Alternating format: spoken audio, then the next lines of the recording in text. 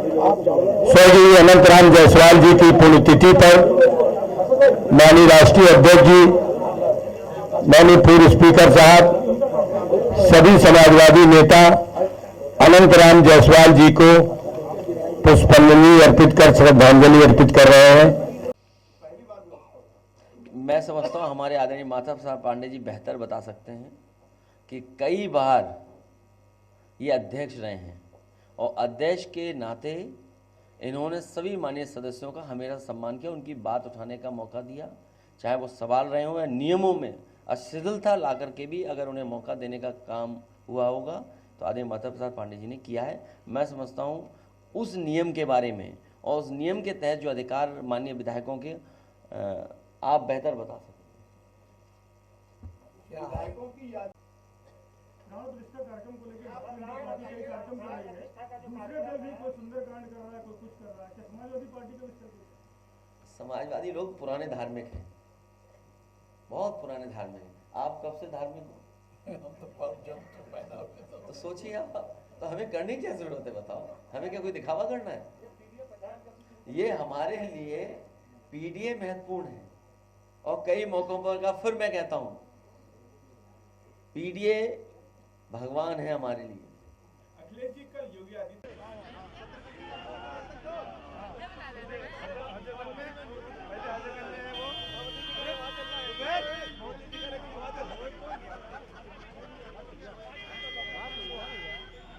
Speaker के जो अधिकार हैं ये हम सब जानते हैं सदन के बारे में, लेकिन उसके पीछे सदन को मुख्यमंत्री चला रहे हैं।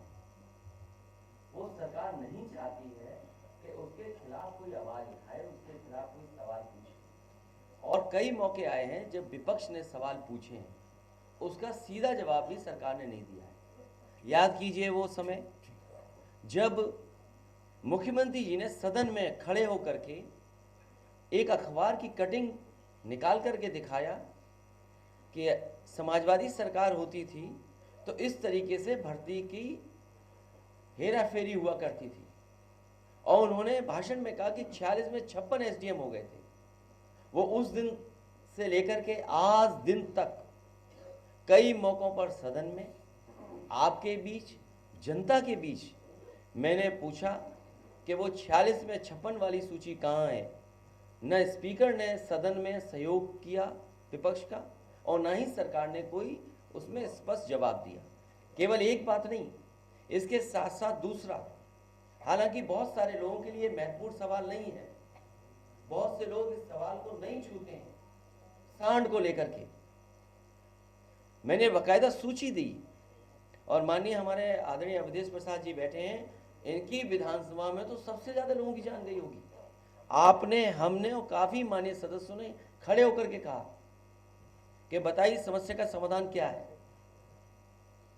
न सूची का पता लगा, और आपको याद होगा जब स्टेट को लेकर के तमाम आंकड़े पेश किए गए और सरकार से जवाब मांगा गया कि जो पैरामीटर्स हैं हेल्थ के, पैरामीटर्स हैं भुखमरी के, पैरामीटर्स हैं बेरोजगारी के, पैरामीटर्स हैं स्वास्थ्य के, उसका सरकार जवाब दे। हमने नीति आयोग का और एक प्रतिष्ठित मैगजीन का और एक प्रतिष्ठित संस्था के आंकड़े दिए तो सरकार जवाब नहीं दे रही। तो ये लोकतंत्र की परंपराओं की धज्जियां उड़ा रही है। सरकार स्पीकर नहीं चला रहे सदन, उसमें भी मुख्यमंत्री जी चला रहे सरकार और सदन। इसीलिए हमें उम्मीद है कि इस यात्रा के माध्यम से लोकतंत्र की रक्षा का संदेश गांव-गांव जाएगा। जब लोकसभा में इतने सांसद निकाल दिए गए हों, कई सौ सवालों का जवाब न दिया गया हो, तो इस सरकार से क्या उम्मीद करोगे?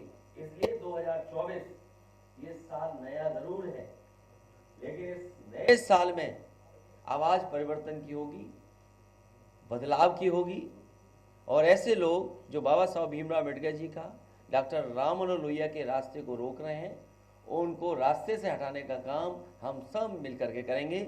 इसीलिए पीडीए एनडीए को हराएगा। पीडीए का जवाब कोई नहीं है। जो लोग कहते हैं सबका साथ, सबका विकास, सबका साथ में गैर बराबरी नहीं खत्म होती है।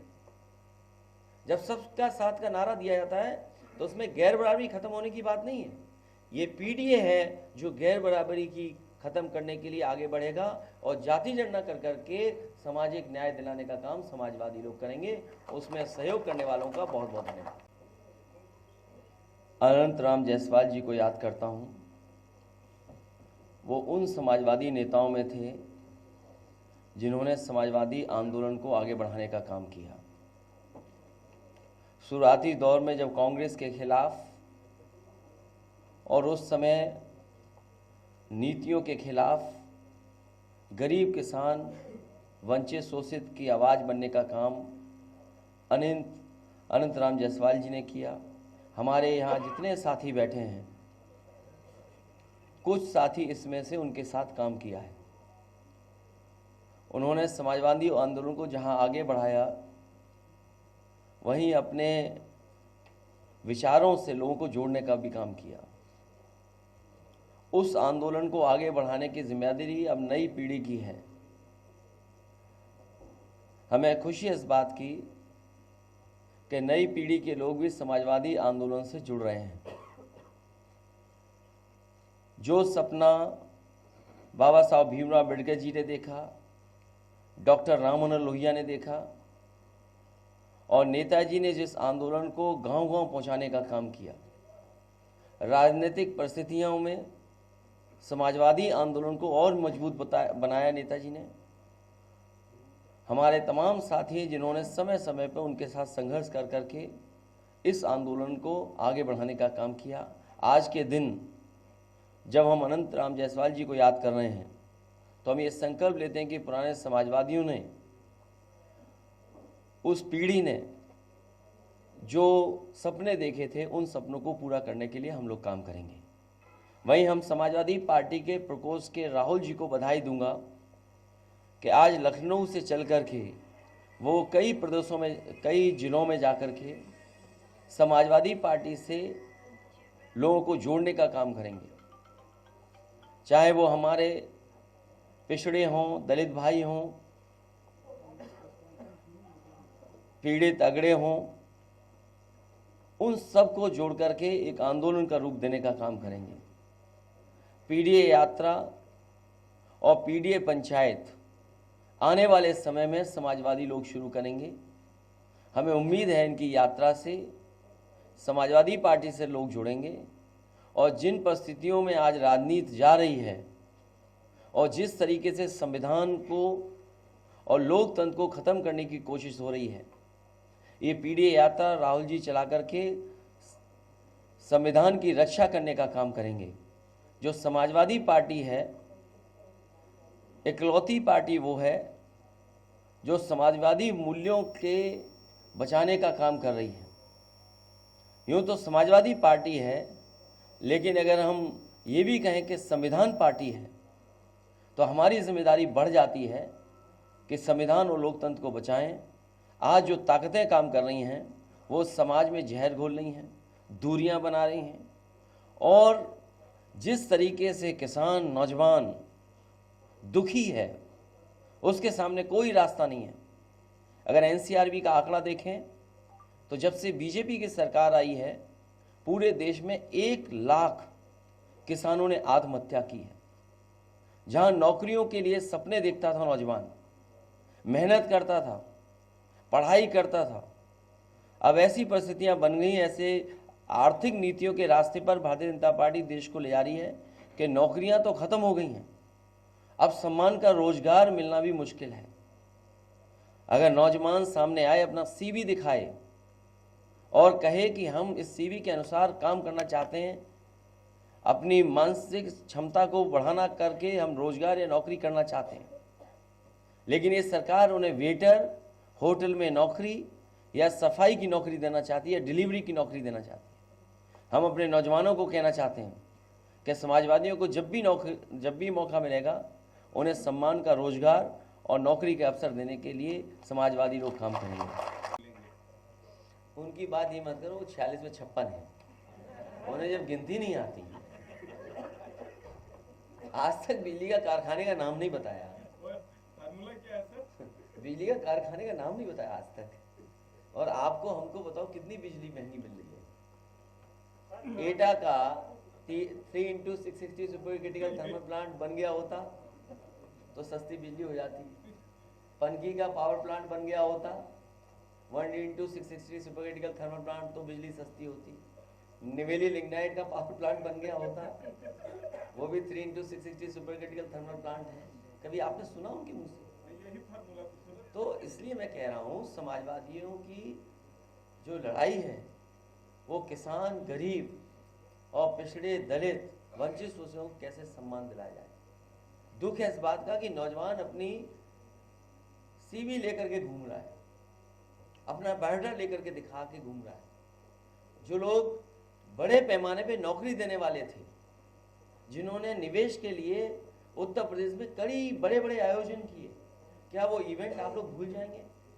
वो जब गोमती का किनारा सजाया गया था, नेवी के लोग, एयरफोर्स के लोग बुलाए गए थे, आर्मी के लोगों ने बड़ी बड़ी एग्जीबिशन की थी और क्या कहा था कि डिफेंस एक्सपो के बाद ये इन्वेस्टमेंट आएगा, यूपी में ये काम होंगे और ये चीज़ें बनने लगेंगी।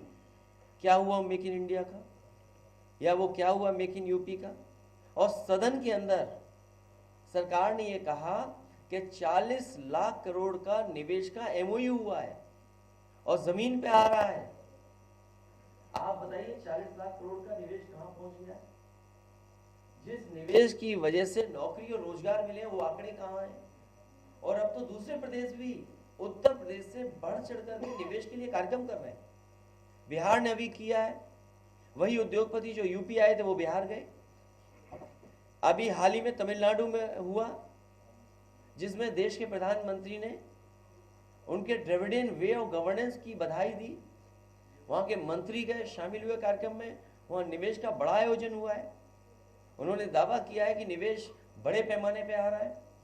और उसके बाद आपने गुजरात का निवेश का बड़ा कार्यक्रम देखा होगा, और देखिए उस निवेश के कार्यक्रम में बड़े बड़े उद्योगपतियों ने गुजराती भाषा में कहा कि हम कहीं निवेश करें न करें लेकिन गुजरात में हम निवेश जरूर करेंगे। तो बताइए हमारे मुख्यमंत्री जी को क्या निवेश मिलेगा जब तमिलनाडु वाले आपसे बेहतर सुविधाएं दे रहे हैं, उनकी इंडस्ट्रियल पॉलिसी आपसे बेहतर है। आपके और स्टेट में, गुजरात में बेटर इंडस्ट्रियल माहौल है, तभी तो वहां निवेश जा रहा है। तो फिर उत्तर प्रदेश में निवेश कब आएगा? और गिन लीजिए आप, वही उद्योगपति हैं जो यूपी में 2-2 बार आए, जिन्होंने एमओयू किया, उसमें से कई उद्योगपति उन प्रदेशों में गए, वहां भी एमओयू किए। तो बताइए आपका निवेश कहाँ है? तो सवाल तो इस बात का है कि लोगों के जीवन बदलेगा कि नहीं बदलेगा। आप विकसित भारत का सपना देख रहे हैं, आप अमेरिका और यूरोप की तुलना करना चाहते हैं। न हमारी सड़क उन जैसी, न हमारे अस्पताल उन जैसे, न हमारी इंस्टीट्यूशंस उन जैसी, न हमारी प्राइमरी एजुकेशन उन जैसी, न हमारी हेल्थ सर्विसेज उन जैसी। आप देखिए अस्पतालों का क्या हाल है। आप केजीयू में देख लो, सबसे प्रेस्टिजियस मेडिकल कॉलेज है, क्या इलाज मिल रहा है वहाँ पर? क्या ऑपरेशन टाइम पे हो रहे हैं? क्या डॉक्टर्स को सुविधाएं हैं? आपका लोही इंस्टीट्यूट है, क्या कहाँ पहुँचा दिया? कैंसर इंस्टीट्यूट आज तक नहीं चालू कर पाए, जिसमें डायरेक्टर नहीं अभी तक। पीजीआई का हाल आप जानते हो, हम और आप सिफारिश करते रहे, मरीज को आप एडमिट नहीं करा सकते। ये हालत है मेडिकल सर्विस की। और सब चले गए जाने कहाँ? तीर्थ यात्रा पे चले गए सब। तो नौकरी कौन देगा? रोजगार कौन देगा? और फिर आपको निवेश पे पूछना चाहिए कि जब ये state better industrial policy, better incentives और उन स्टेटों से उनका भावनात्मक लगाव है, तो आपकी स्टेट में क्यों आएगा कोई निवेश करने? क्या आपने उनके भाषण नहीं सुने? जो देश के टॉप 2 बिजनेसमैन, उन्होंने गुजरात में निवेश करने के लिए कहा है, यूपी में निवेश करने के लिए नहीं कहा है।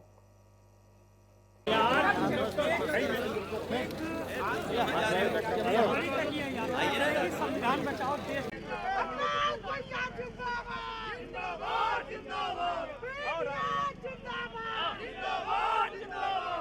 समाजवादी आंदोलन से जुड़े विभिन्न समस्याओं पर विधानसभा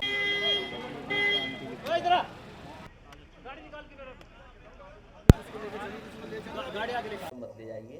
वो पुरानी अगर प्रेस कॉन्फ्रेंस देखेंगे तो आपको वो हमारा पक्ष मिल जाएगा। अखिलेश जी, एक बात की चर्चा, समाजवादी समस्याओं को हमेशा उठाते रहे हैं। जब कभी कहीं अन्याय, आज उनकी पुण्यतिथि है, हमारे बीच में वो नहीं है, लेकिन उनके काम हम लोग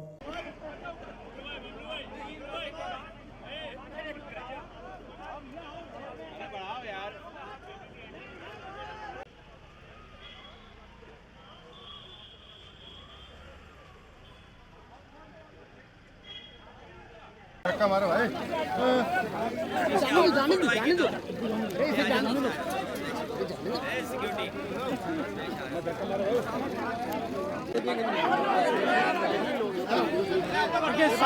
समाजवादी पार्टी के राष्ट्रीय अध्यक्ष अखिलेश यादव पीडीए यात्रा को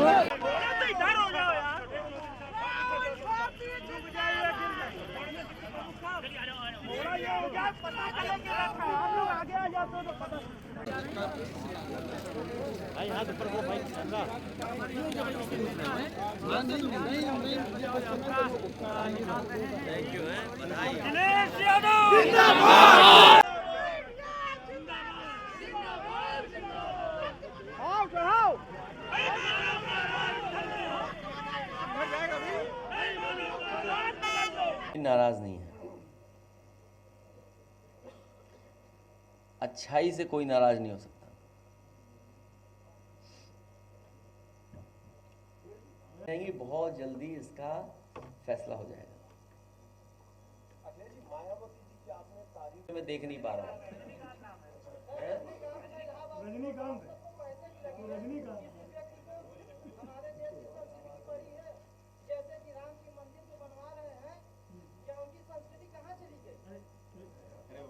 चलो बैठ जाओ, कोई बात नहीं।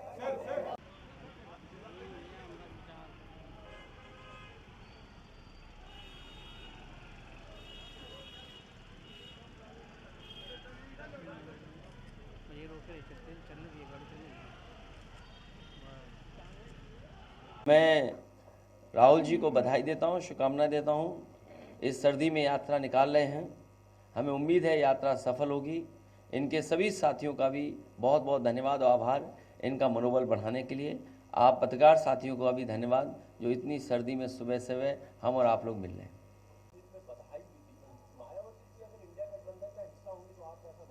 मैं आपसे कह दूं, सच्चे पत्रकार हो, आप नाराज हो तो मैं क्या करूं उसके लिए।